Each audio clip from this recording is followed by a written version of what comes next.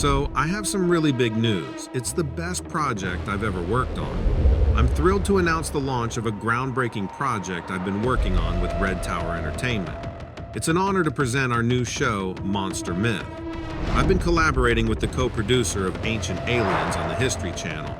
We dive deep into first-hand accounts of creature encounters. Many of our witnesses come forward with tangible evidence of their incredible experiences. To get a glimpse of what's in store, check out the trailer for Monster Myth. Find us on YouTube or simply click the link below. In the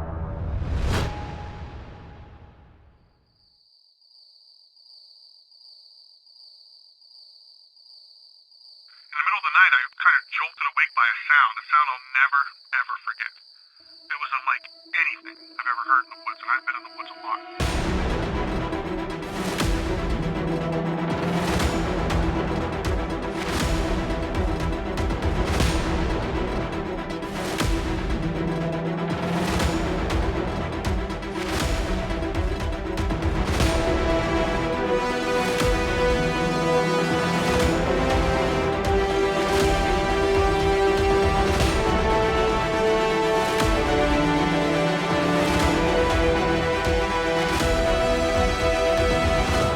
Then, out of the corner of my eye, I saw something moving in the trees ahead.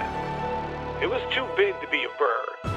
Boomer started growling something fierce, backing up towards me. That's when I knew we weren't dealing with your average forest critter.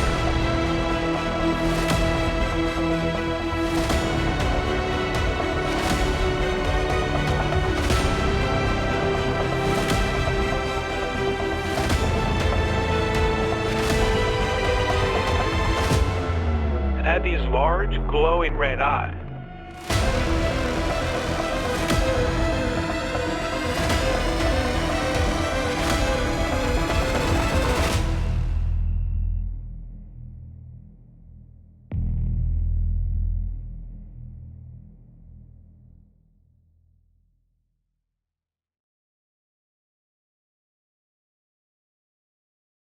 I've got an eerie incident to tell you about that happened during one of my night shifts as a security guard in an industrial factory.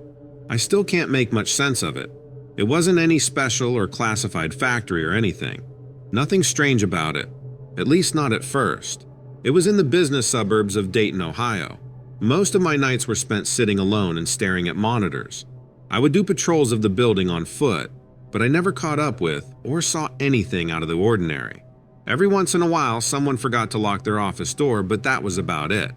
No big deal. The factory manufactured car parts for various auto companies. My shift started at 10 p.m. and ended at 6 a.m., and my primary duty was to keep the property and its assets safe from external threats. There weren't many people out there looking to steal factory-made car parts, so my main adversaries were time and boredom. Every hour, I'd do security checks, a full sweep of the premises, the factory floor, the administrative offices, the warehouses. Every corner was covered during those rounds. Those strolls were the only exercise I got all night, and they actually helped to keep me awake. The more significant part of the job, though, was keeping an eye on the surveillance footage. A whole series of monitors scanned and recorded any movement on the factory grounds, both inside or out. The video feeds were black and white, grainy like old film. Management didn't want to spend the money for a new system, so we were stuck with this. It wasn't perfect, but it worked good enough for the bosses, so I was okay with it too.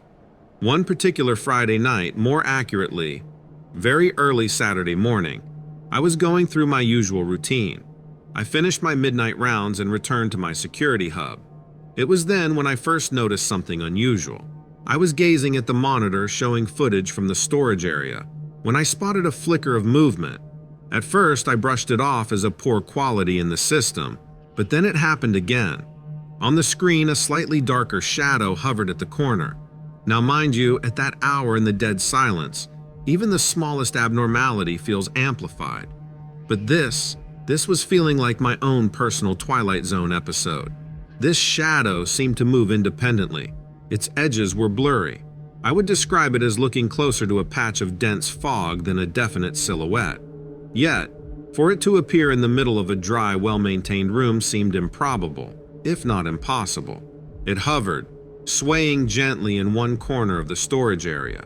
At one point, it seemed to take the form of a human, but I couldn't properly tell.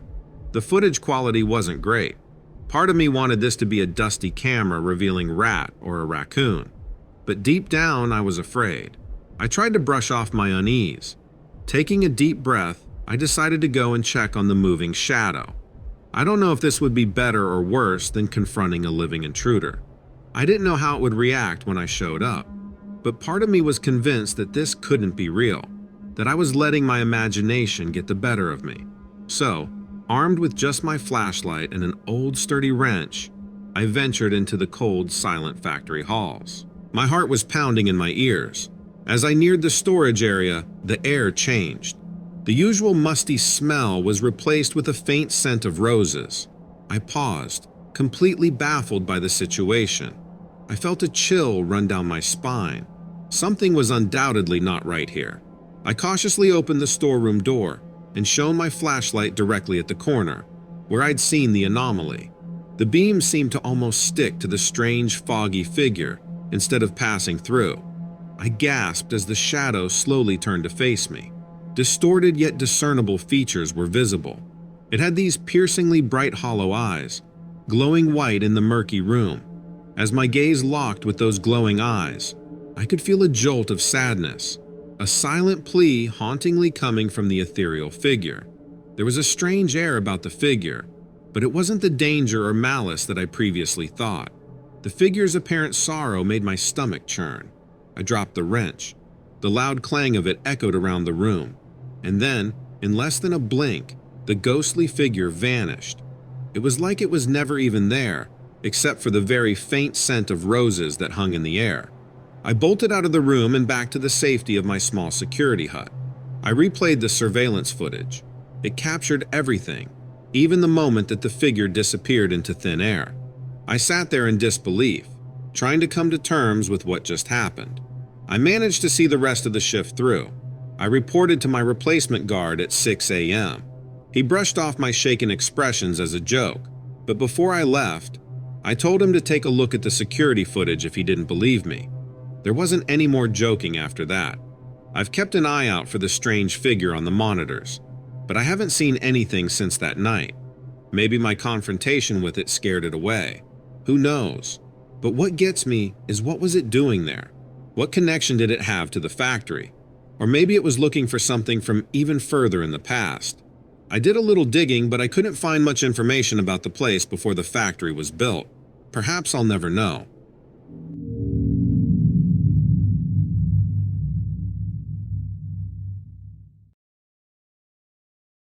The story I'm about to tell you happened several years back. I'd say it was around the summer of 2009 or 10. I was living in Hawaii at the time, working as a lifeguard on one of those picturesque postcard-like beaches. You know, the ones with white sands and turquoise water. It was a little slice of paradise. By all accounts, it was a day like any other day. The sun was high in the sky, and the locals and tourists alike were lapping up the sun's rays. There were kids splashing in the waves near the shore, and surfers riding the swells. I've always loved the ocean ever since I was a kid, and I love being a lifeguard, but not for the reasons you might think. Sure, it's a cool job when you're in your 20s. You get to work every day by the water, and there's always something to keep you on your toes. But there was more to it than that. The routine, the rhythm, it was comforting to me. That particular day, though, I was on high alert. The ocean had been a bit rougher than usual. I was keeping an eye on the swimmers, making sure they stuck to the safe zones. There was always someone who would go out too far and get themselves in a pickle. I had to watch and make sure that didn't have the chance to happen. It wasn't until late afternoon that things started to get odd. We have our fair share of sea life around the beaches. Dolphins, sea turtles, heck, we'd even get the occasional curious seal. But they all have a particular behavior, a pattern you come to recognize. So when something out of the ordinary happens, you notice. The first thing that tipped me off was a strange smell. It was an unnatural foul odor.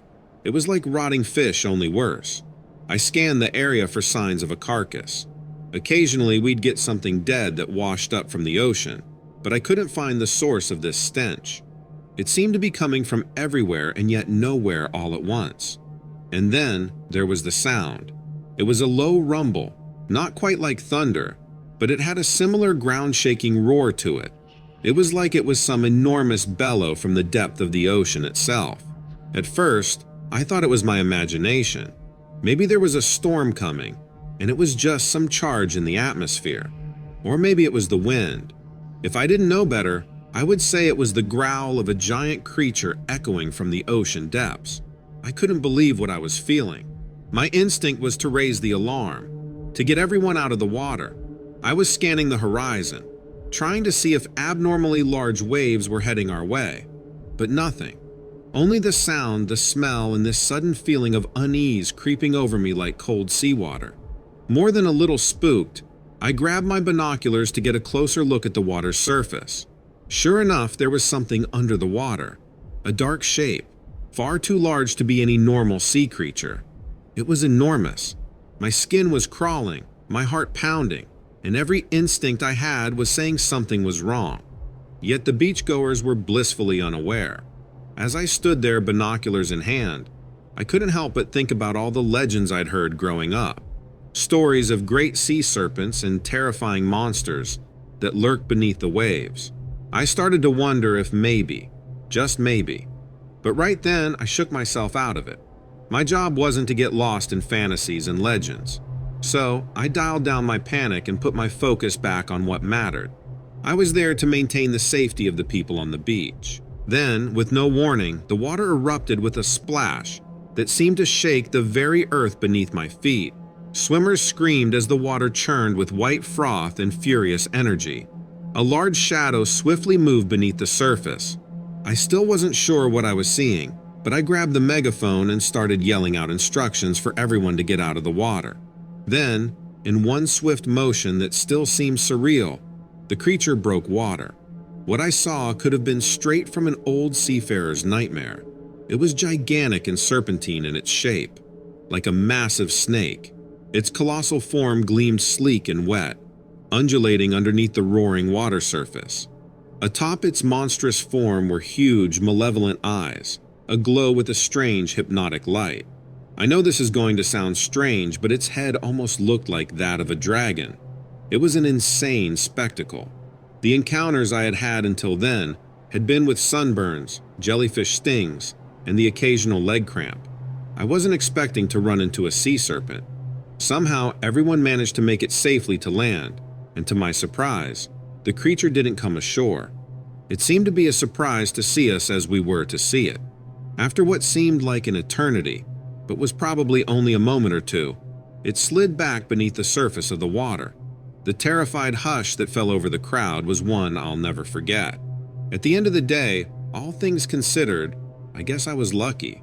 We all were. I'm grateful no one was hurt. The sea hides so many secrets beneath her surface, and occasionally, just occasionally, she gives us a glimpse of her mystery. I can't say the ocean has ever been the same for me.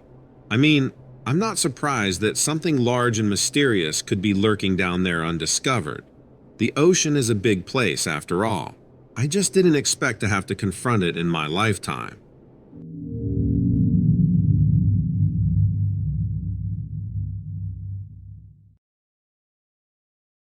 I'd like to tell you about this experience I had a couple of years back. It was during the fall, deep in the heart of Idaho. My family's been farming here for generations, and we thought we'd seen it all over the course of all the years we've been here. We've been through droughts, floods, infestations, crazy neighbors, you name it. But that year, something happened that we couldn't explain, something no one could have ever expected. The first strange occurrence was crops that started disappearing practically overnight. It was a slow sort of progression. A bushel of potatoes missing here, a few rows of corn that completely vanished. It was so strange. It wasn't like anything we'd ever dealt with before. There were no bite marks, no footprints, no disturbances in the dirt or weeds around the crops, or anywhere on the farm. It was as if the earth itself had simply swallowed anything up, or like it had just never been there to begin with. It didn't add up. Now, I'm no stranger to hard work and odd hours, But this situation had me up past midnight, every night. I always thought it might have been some weird harvest time prank. Some kids from the local high school thinking they're being funny. That was the only thing I could think of that made a lick of sense.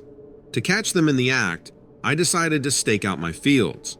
I'd even picked out a spot atop a hill overlooking the property to watch from. I had a thermos full of coffee on one side, and my farmer's almanac for some light reading to pass the time. I settled in for the long haul. The sun had just about raced over the horizon, leaving behind shades of brilliant oranges and pinks. Sunset always came early that time of year. The wind was rustling the leaves, echoing a lullaby of sorts. Now, city folks might find that kind of loneliness eerie, but for people like us, it's as comfortable as an old boot.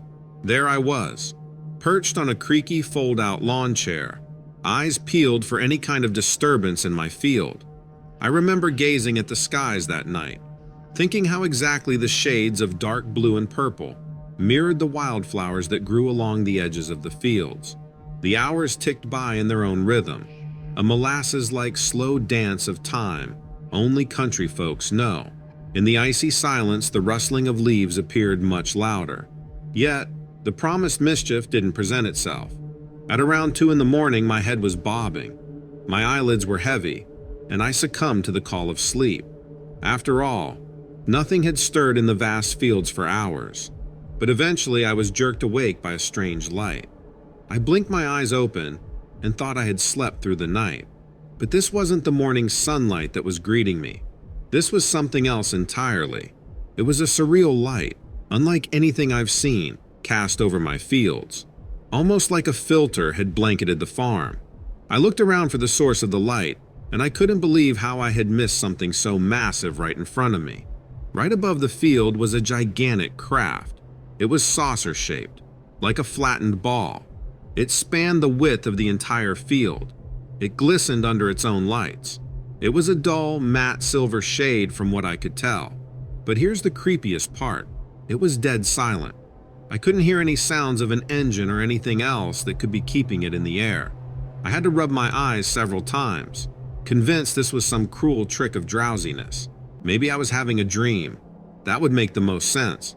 But I was painfully aware that I was, in fact, awake and was overcome with an unbelievable reality right in front of me. My heart pounded in my chest as I watched it hover, performing painstakingly slow maneuvers in the midnight sky that defied physics. Trying to understand its purpose was akin to solving a puzzle without all the pieces. Was it observing us? Studying? With every minute its ominous presence persisted, the boundaries of my comprehension shrunk. I heard a strange noise, finally something other than the silence that seemed to have engulfed the countryside. But this wasn't an engine roar or mechanical whine. It was a low hum, kind of like an electronic buzz that echoed long after it disappeared. I couldn't shake off this feeling that it was communicating with someone or something nearby. And then, as suddenly as it appeared, it shot off into the night sky, like a pebble disappearing into a pond. It stirred a whirl of bright blue light in its wake before disappearing. I was left standing alone in my field, bathed in the mundane darkness once more, with nothing but scarecrow silhouettes for company. In the aftermath, it was hard to shake off the eerie sensation of that encounter. Sleep eluded me and was replaced by paranoia and fear. Many nights I found myself scanning the night sky, waiting for the ungodly light show to begin again. My wife made countless cups of chamomile, hoping to lull me to sleep. But the image of that hovering saucer burned behind my eyelids every time I closed them. Everyone I told thought I was insane. Sometimes I try to convince myself that it was just a dream and not a brush with the inexplicable, otherworldly beings that we share our universe with. But I know what I saw out there, and I know that it wasn't just a vivid dream or my imagination from a sleepless night. There is something else out there, whether we want to admit it or not.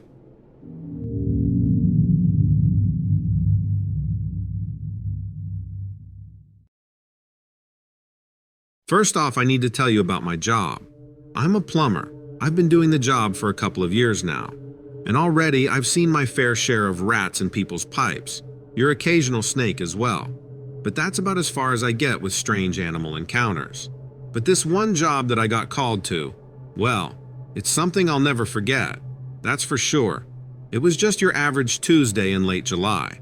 Nothing spectacular.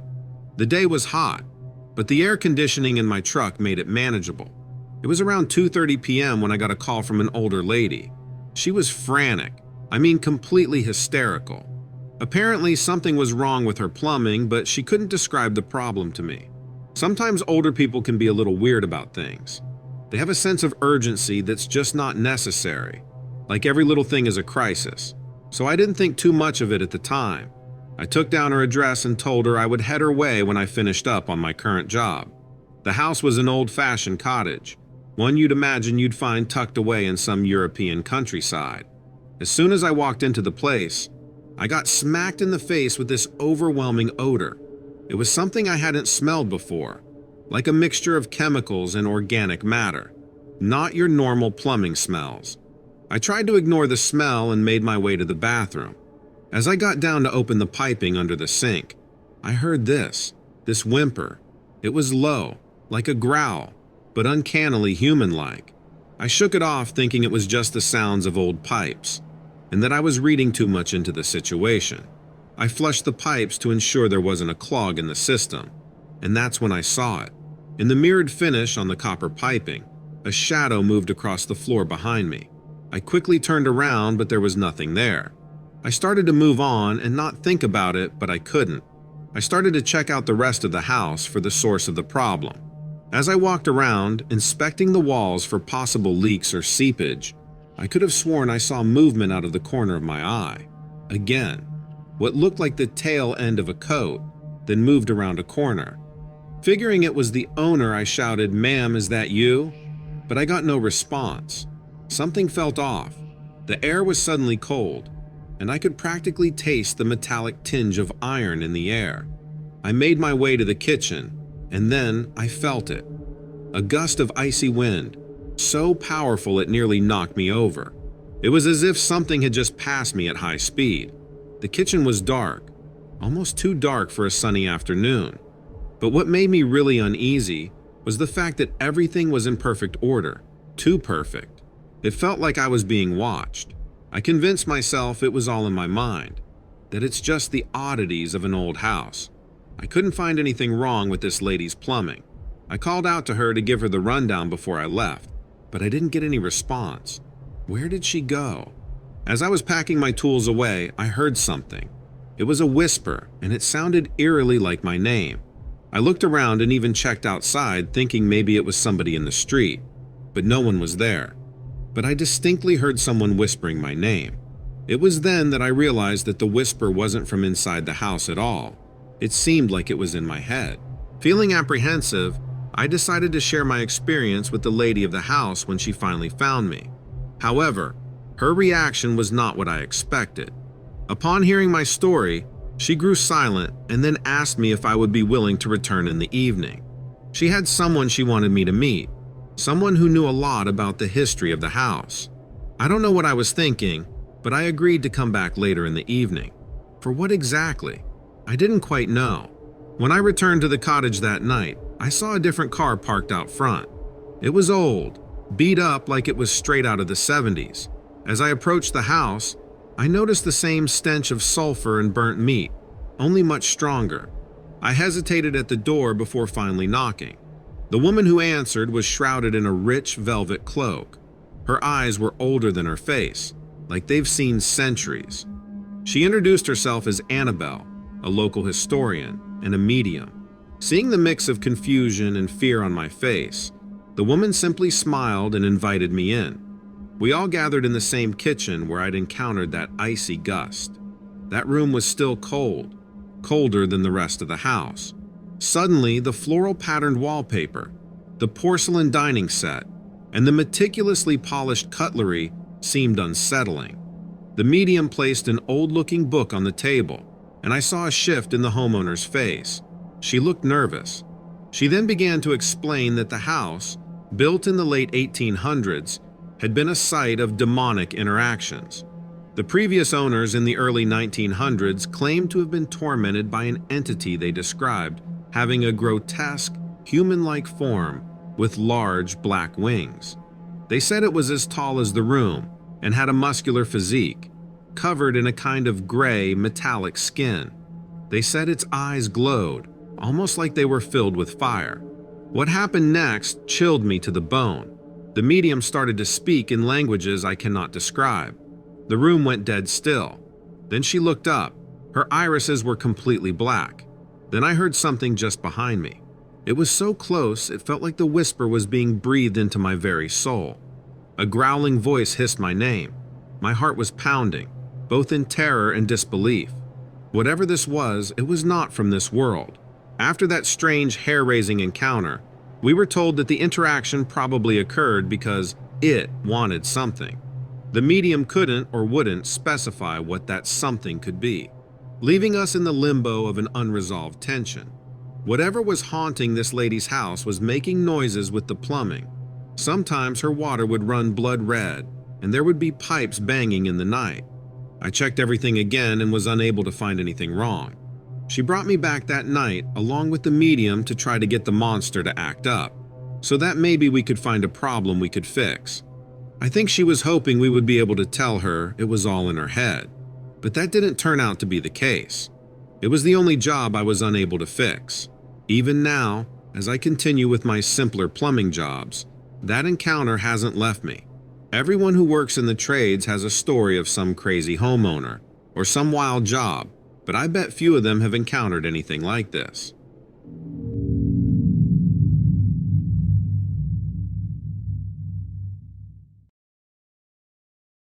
It was a typical foggy morning out in the swamps of Louisiana. I was setting out for another fishing escapade. That's how I spent all my free time. I couldn't get enough of it. There's just something about early morning fishing trips that ground me. It's a kind of meditation in a way. I've been casting a line into these murky waters before I could even write my name, long before life got complicated. While the swamps might not seem to be as calming as a milder place, like an inland lake or river, it was my home. There's just something about the smell of the water and the sounds of the cypress leaves that make this place oddly beautiful. There was a thin layer of fog rolling off the water that morning. I remember it well. There was a chill in the air. It would get warm and sticky later in the day, but right then, the weather was perfect. Insects had begun to wake from their chill-induced slumber and started up their buzzing and chirping. I'd begun rigging my pole. It was a simple setup, but sometimes simple was best. I threaded an earthworm onto the hook and cast it out, the plunk echoing subtly as it hit the murky swamp ahead. Now, I don't know exactly when it started, but there was this strange, eerie feeling hanging in the air. The usual sounds of the natural world had started to feel quiet, too quiet. The persistent and comforting buzz of the insects had died down almost completely, and the usual bird calls were missing. It almost felt like the entire swamp was frozen in some unnatural muted silence, like the landscape around me was waiting for something to happen. Engrossed in my routine, I initially dismissed it as the fog playing tricks on my mind. But this discomforting feeling refused to budge, wrapping around me tighter than the damp, chilly air. Accompanying this feeling was a strange, noxious smell. It seemed unnatural for the swamp. It reminded me of burnt matches, but there was a hint of something rotten and nauseating along with it. I've smelled some strange things in this swamp, but nothing quite like this. I ignored it for a bit, but things began to escalate. There were these strange sounds, subtle at first, like a soft growl, the low tone rumbling across the swamp. I didn't recognize it as any of the local critters. It grew stronger as the moments passed. I could no longer ignore it anymore. It was definitely something growling, but I couldn't see where it was coming from, or any hint at what the creature behind the noise was. The growling was deep, unsettling, like distant thunder rolling across an angry sky. I remember a chill ran down my spine as I sat there in my boat, deep in my uncanny discomfort. The morning fog began to thicken even more, engulfing everything around me. Out of the white haze, a dark figure began to emerge slowly. It was hunched low, but I could make out the form of a four-legged creature stalking the shore. Was it a dog? I couldn't see it clearly enough to tell for certain. It seemed too large. Maybe a black bear then? But it didn't move like a bear either. The fog lifted for a moment, and I finally was able to see the creature's true form. It was canine in nature, but there was something terribly wrong about it. It had dark, possibly black fur, adorned with protruding, bony spikes that seemed to come right out of its muscles. The head was wolf-like. Its ears twitched, listening to its surroundings. But when it locked eyes with me, they went flat back against its head. Its eyes were the worst part. They glowed this terrifying orange, like hollowed-out pumpkins lit from within. The eerie light from them was the only thing that cut through the enveloping fog. It stalked the shoreline and bared its teeth. I don't think I've ever seen teeth like those. Sharp, oversized, and looking like they could chew through metal just as easily as they could tear flesh. A foul, unnatural smell of sulfur and flesh filled the air. The stench was undoubtedly coming from this creature. I remember looking around the boat frantically, and my eyes landed on the box of flares I had. It was a safety measure I carried during foggy days, a way to signal others for help if my boat went down out here. But right now, it seemed like my only hope of defense. I fumbled around, heart pounding as I managed to light one up. I waved the flare towards the terrifying beast. The bright, fiery light cut across the foggy swamp as I swung it, illuminating the creature in an eerie red glow. The animal let out a deep, thunderous growl, retreating a few steps back, which gave me enough courage to push on. Finally, the flare burst into a shower of sparks, the sudden burst causing the creature to retreat into the fog. I could still hear its growls, but they were growing distant now. It was leaving. My hands were shaking as I put the burned-out flare down, my mind buzzing with the surreal reality of what just happened. How could something like that even be real? The rotten smell and the adrenaline coursing through me was assurance that I had not imagined it. As I made my way back, the swamp whispered in quiet sounds once again. I never figured out what that thing was, and I don't think I really want to. I still go out fishing that way, but I make sure to avoid those foggy mornings, and that seems to have worked thus far. I don't know if that thing had something to do with that fog or not, but I've managed to go without encountering it since. My mistake was ignoring all those signs that something wasn't right. I should have taken my boat out of the water the moment I felt that uncanny chill down my spine that seemed to come from nowhere.